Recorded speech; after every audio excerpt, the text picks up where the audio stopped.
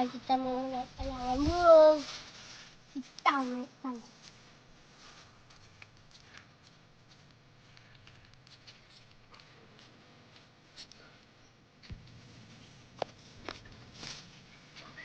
Kita mau tarik guys.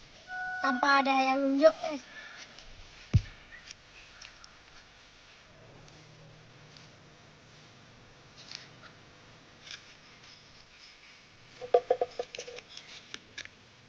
Belum dapat angin ya guys. Coba kita tarik terus guys.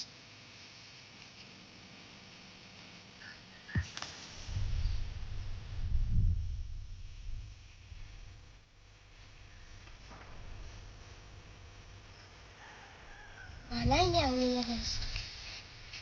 Kita panggil lagi anginnya guys. Angin datanglah!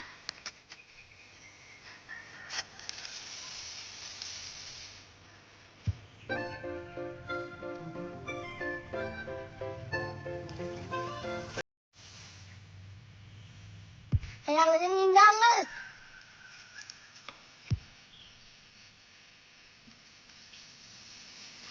Akhirnya makan anginnya guys.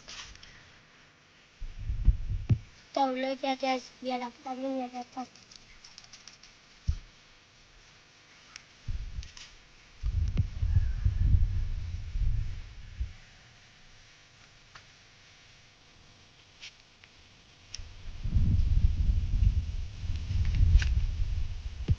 Kita habiskan dulu guys.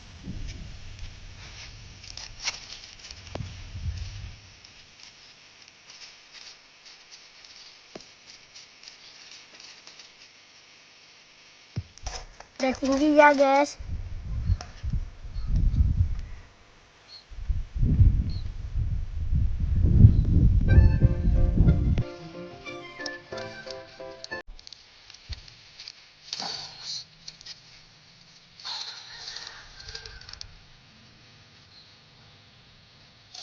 Layangannya ngesan guys. Layangannya ngesan guys. Kita turun aja. Kita tarik guys.